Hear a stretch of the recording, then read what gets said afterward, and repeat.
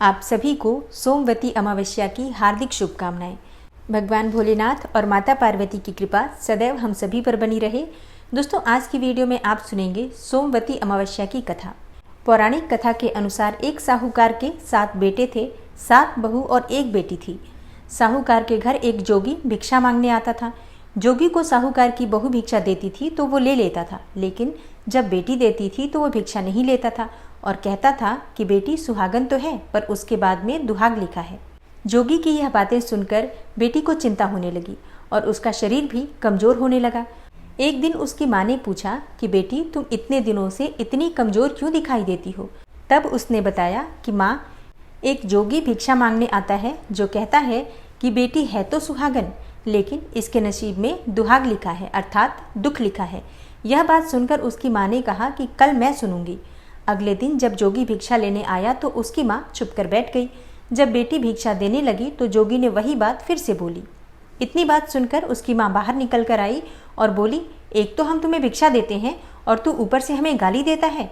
तब जोगी बोला कि मैं गाली नहीं देता, जो कहता हूँ सच कहता हूँ। इसके भाग में यही लिखा है, वही मैं कहता हूँ। माँ ने जोगी से कहा कि तुम्हें यह पता है कि इसके भाग्य में दुहाग लिखा है, तो ये भी बता दो कि कैसे दूर होगा। तब जोगी बोला कि 7 समुंदर पार एक सोना धोबन रहती है जो सोमवती अमावस्या का व्रत करती है। अगर वह आकर अपना फल दे दे तो इसका निवारण हो सकता है, नहीं तो विवाह होते ही इसके पति को सर्प डस लेगा। यह बातें सुनकर माँ बहुत रोने लगी और सोना धोबन की तलाश में जाने लगी। चलते चलते रास्ते में तेज धूप पड़ने लगी तो साहूकारनी एक पीपल के पेड़ के नीचे बैठ गई। उस पीपल के पेड़ में एक गरुड़ पक्षी का घोंसला था जिसमें गरुड़ का छोटा सा बच्चा रहता था। साहूकारनी को घोंसले के पास एक सर्प अर्थात सांप जाता दिखाई दिया तो उसने उस गरुड़ के बच्चे को बचाने के लिए उस सांप को मारकर ढाल के नीचे रख दिया। जब गरुड़ और पंखनी आए तो घोंसले के पास खून देखकर क्रोधित हो उठे और साहूकारनी को चोंच मारने लगे। तब साहूकारनी बोली कि मैंने तो तुम्हारे बच्चे की जान बचाई है, यह सर्प तुम्हारे बच्चे को डसने वाला था तो मैंने इसे मारकर गिरा दिया। गरुड़ ने सर्प की ओर देखकर कहा कि तुमने हमारे बच्चे की जान बचाई है, अब तुम्हें जो मांगना है मांगो। तब साहूकारनी बोली कि मुझे 7 समुंदर पार सोना धोबन के घर छोड़कर आओ। गरुड़ ने साहूकारनी को अपनी पीठ पर बैठाकर 7 समुंदर पार सोना धोबन के घर छोड़ दिया। वहां जाकर साहूकारनी ने सोचा कि सोना धोबन को कैसे राजी किया जाए। सोना धोबन के 7 बेटे और बहू थे। उसकी 7 बहुएं काम को लेकर रोज लड़ाई करती थी और काम भी नहीं करती थी। रात को जब सब सो जाते तो साहूकारनी सोना धोबन के घर जाती और घर का सारा काम करती।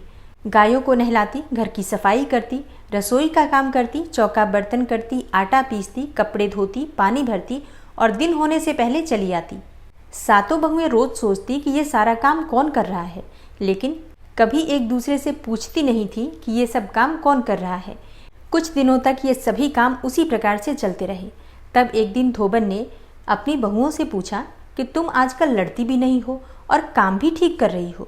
तो बहुओं ने कहा कि सासू जी, काम तो हमें ही करना पड़ता है, चाहे हम लड़कर करें या राजी से करें, इसलिए लड़ाई करने का क्या फायदा। सोना धोबन ने सोचा कि आज देखा जाए कि कौन सी बहू काम करती है, और वो रात को सोई नहीं। उसने देखा कि रात को एक स्त्री आई और पूरा काम करके जाने लगी। तो सोना धोबन ने बोला कि तुम कौन हो और तुम्हें ऐसी क्या ज़रूरत है जो इतना काम कर रही हो। साहूकारनी ने कहा कि ज़रूरत है, तभी तो इतना काम कर रही हूँ। सोना धोबन ने पूछा कि तुम्हें क्या चाहिए। साहूकारनी बोली कि पहले मुझे वचन दो, तब बताऊंगी। सोना धोबन ने वचन देकर कहा कि अब बताइए। साहूकारनी बोली कि मेरी बेटी के भाग्य में दुहाग अर्थात दुख लिखा हुआ है, इसलिए आप मेरे घर चलकर उसे सुहाग दे दीजिए और उसे सोमवती कर दीजिए। तब सोना धोबन ने अपने बेटे और बहू से बोला कि मैं तो साहूकारनी के साथ जा रही हूँ, यदि पीछे से तुम्हारे पिताजी खत्म हो जाएं तो तेल घी के कूप में डालकर छोड़ देना। फिर दोनों जनी साहूकारनी के घर चली जाती हैं। साहूकार की बेटी का ब्याह होने लगा। दूल्हा फेरों में बैठ गया। सोना धोबन दूल्हे के घुटने के पास कच्चा करवा रखकर बैठ गई, उसमें दूध डाला और तात का तार लेकर बैठ गई। थोड़ी देर बाद सांप दूल्हे को डसने के लिए आया। सोना धोबन ने करवा आगे रखा और तार से बांध दिया, लेकिन दूल्हा तो डर के मारे ही मर गया। तब सोना धोबन ने टीके में से रोली निकाली, मांग में से सिंदूर निकाला, कोया मतलब आंख में से काजल निकाला और मेहंदी निकालकर छोटी उंगली से छींटे मारे। और सोना धोबन बोली कि आज दिन तक मैंने जितनी भी सोमवती अमावस करी है उन सब का फल तो साहूकार की बेटी को लग जाए और आगे जो मैं सोमवती अमावस करूं वह मेरे बेटे को लगे। इतना कहते ही दूल्हा जीवित हो गया और सब सोमवती की जय जय बोलने लगे। सोना धोबन वापस जाने लगी तब साहूकारनी बोली कि तुमने मेरे जवाई को नया जीवन दान दिया है, इसलिए तुम्हें जो इच्छा हो मांगो। वह बोली कि मुझे तो कुछ नहीं चाहिए, सिर्फ एक हांडी दे दो। वह हांडी लेकर चली जाती है और रास्ते में सोमवती आती है तो हांडी का 108 परिक्रमा करके पीपल के पेड़ के नीचे गाड़कर अपने घर आ जाती है। घर आकर देखती है कि उसका पति मरा हुआ तेल और घी के कूप में पड़ा है। तब उसने टीके में से रोली निकाली, मांग में से सिंदूर निकाला, कोया में से काजल निकाली और नुम्बा में से मेहंदी निकालकर चिटली उंगली से छींटे दिए और बोली, मैंने जो रास्ते में सोमवती की है उसका फल मेरे पति को लगे। इतना कहते ही उसका पति उठकर बैठ गया। घर का ज्योतिषी ब्राह्मण आया और बोला कि जजमान, सोमवती अमावस्या को मेरा क्या है, दक्षिणा तो दे। सोना धोबन बोली कि मुझे तो सोमवती रास्ते में आई थी तो कुछ भी नहीं किया, जो कुछ भी किया वह सब पीपल के नीचे ही गाड़ दिया, जाकर खोदकर निकाल लो। ज्योतिषी ब्राह्मण ने जाकर खोदकर देखा तो 108 और 13 सोने के चक्कर मिले। ज्योतिषी ब्राह्मण सबको घर ले आया और बोला कि ऐसी फेरी की है और मुझे बोल दिया कि कुछ भी नहीं किया।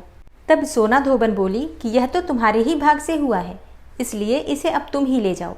ब्राह्मण बोला कि मेरी तो इसमें से चौथी पाती है, बाकी आपका मन हो उसे दे देना। सारी नगरी में बोल दिया कि सब सोमवती अमावस्या का व्रत कीजिए। हे सोमवती अमावस, जैसा साहूकार की बेटी को सुहाग दिया वैसा सबको सुहाग देना।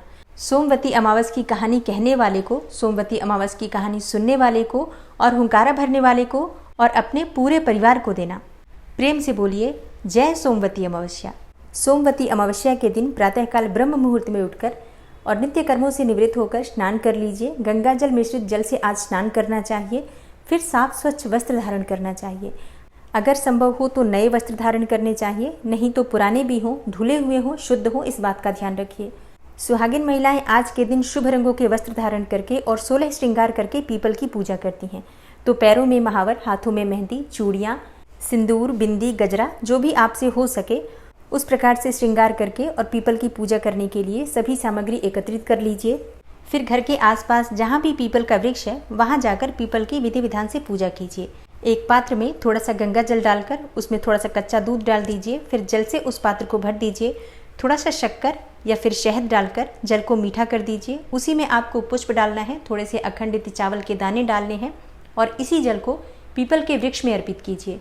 इसके बाद पीपल की जड़ में हल्दी, रोली, अक्षत अर्पित कीजिए। और हाँ, सोना धोबन का चित्र आप चाहें तो बना सकते हैं या फिर मानसिक रूप से मन में सोना धोबन का ध्यान भी कर सकते हैं। चावल के आटे में हल्दी मिलाकर इसका एक घोल तैयार कीजिए। इसी से आप सोना धोबन का चित्र पीपल की जड़ में बना सकते हैं और अपनी 5 उंगलियों को उसी घोल में डुबाकर 5 बार या 7 बार पीपल की जड़ पर थापे दिए जाते हैं, अपनी उंगलियों के निशान लगाए जाते हैं। इस प्रकार से पीपल की पूजा में आपको ये कार्य भी करना होता है। फिर फल, मिठाई इत्यादि भोग स्वरूप पीपल की जड़ में अर्पित की जाती हैं। आप चाहें तो सुहाग की 16 सामग्रियां अर्पित कर सकते हैं या अपनी इच्छा के अनुसार जितना भी आपके पास उपलब्ध हो, जैसे कि सिंदूर, बिंदी, मेहंदी या चूड़ियाँ, इस प्रकार से जितनी भी चीज़ें आपके पास उपलब्ध हो उतनी चीज़ें पीपल की जड़ में सोना धोबन के निमित्त अर्पित की जाती हैं। आप चाहें तो वस्त्र भी अर्पित कर सकते हैं। मतलब जितनी सामग्री आपके पास हो उसी के अनुसार विधि विधान से सोना धोबन की पीपल के वृक्ष की पूजा कर लीजिए। अब इसके बाद पीपल की परिक्रमा की जाती है। तो कच्चा सूत परिक्रमा के लिए आपको चाहिए और आप जितनी संख्या में परिक्रमा करना चाहते हैं, जैसे आज के दिन 108 परिक्रमा करनी चाहिए, लेकिन अगर आप नहीं कर पाते हैं 108 परिक्रमा तो अपने हिसाब से आप चाहें तो 11 या 21 परिक्रमा भी कर सकते हैं, 7 बार भी परिक्रमा कर सकते हैं। मतलब जितनी संख्या में आपको परिक्रमा करना है उसी के अनुसार कच्चा सूत ले लीजिए या फिर आप चाहें तो कलावा ले सकते हैं और उसी धागे को लपेटते हुए और गिनती करने के लिए आप कोई भी सामग्री ले लीजिए, जैसे कि आप चने ले सकते हैं या फिर मूंगफली के दाने ले सकते हैं, सुहाग की सामग्री ले सकते हैं। मतलब जितनी संख्या में आपको परिक्रमा करना है उतनी संख्या में सामग्री गिनकर रख लीजिए और एक एक सामग्री अर्पित करते हुए और हर बार की आपको परिक्रमा पूरा करना है। अपने हाथ में सिंदूर रखिए। जितनी बार आप परिक्रमा करेंगे तो जहाँ पर आप परिक्रमा शुरू करते हैं वहीं पर आने के बाद हर बार सिंदूर से पीपल की जड़ में तिलक करते हैं और वही उंगली अपनी मांग में भरी जाती है। तो जितनी बार आप परिक्रमा करेंगे उतनी बार आप अपनी मांग में सिंदूर लगाएंगे और पीपल की जड़ में भी लगाएंगे। इसी प्रकार से परिक्रमा आप पूरा कर लीजिए। फिर वहीं बैठकर आप चाहें तो कथा सुन सकते हैं या फिर कथा आप चाहें तो घर में भी आकर सुन सकते हैं। और हाँ, पीपल की पूजा करते समय पीपल में आपको दीपदान अवश्य करना है। आप चाहें तो शुद्ध घी का दीपक प्रज्वलित कर सकते हैं या फिर आप चाहें तो तिल तेल का भी दीपक प्रज्वलित कर सकते हैं। कोशिश कीजिए सरसों के तेल का दीपक न प्रज्वलित करें। और पीपल की पूजा करते समय, पीपल की परिक्रमा करते समय ओम नमो भगवते वासुदेवाय नमः इस मंत्र का जप करते रहिए। इसके साथ एक और कार्य आपको करना है। जो भी सामग्री आप लेकर गए हैं वहाँ पर चढ़ाने के लिए, उसमें से कुछ सामग्री दान अवश्य कीजिए। आज के दिन दान करने से सौभाग्य में वृद्धि होती है और सुख समृद्धि भी आती है। इसलिए आप जो भी सामग्री, फल, मिठाइयाँ, सुहाग की सामग्री जो भी आप लेकर गए हैं, उसमें से कुछ चीज़ें दान कर दीजिए और कुछ चीज़ें आप अपने घर में स्वयं भी प्रयोग कर सकते हैं। परिवार सहित सभी सदस्यों को उस प्रसाद में से, जो भोग आपने लगाया है उसमें से वितरित करके स्वयं भी ग्रहण कर सकते हैं। आज के दिन सिंदूर का दान करने से सौभाग्य में वृद्धि होती है। सौभाग्य की सामग्री दान करने से अखंड सौभाग्य की प्राप्ति होती है। इसलिए जब पीपल की परिक्रमा कर ली जाती है, उसके बाद से जो भी सुहागिन महिलाएं वहाँ पर होती हैं, सबको सिंदूर लगाना चाहिए और उनसे भी स्वयं को सिंदूर अवश्य लगवाइए। कोई बड़ा बुजुर्ग वहाँ पर हो तो उनके चरण स्पर्श करके आशीर्वाद अवश्य लेना चाहिए। कोई ब्राह्मण हो तो उन्हें आप वहाँ पर दान दक्षिणा अवश्य दीजिए। और अगर आप सोमवती अमावस्या का व्रत करते हैं तो शाम के समय मीठा भोजन कर सकते हैं। लेकिन अगर आप व्रत नहीं करते हैं तो पीपल की पूजा करने के बाद घर आकर शुद्ध और सात्विक भोजन भी कर सकते हैं। और हाँ, अगर आपके घर के आसपास पीपल ना हो तो आप तुलसी की भी परिक्रमा इसी प्रकार से कर सकते हैं। तुलसी की पूजा करने से भी आपको उसी फल की प्राप्ति होती है। तो दोस्तों, ये है आज की वीडियो। उम्मीद करती हूँ आपके लिए उपयोगी होगी। अच्छी लगी हो वीडियो तो लाइक कीजिए, शेयर कीजिए और चैनल को सब्सक्राइब करके बेल आइकन को ज़रूर प्रेस कर लीजिए। इसी तरह की वीडियोज आपको सही समय पर प्राप्त होती रहें।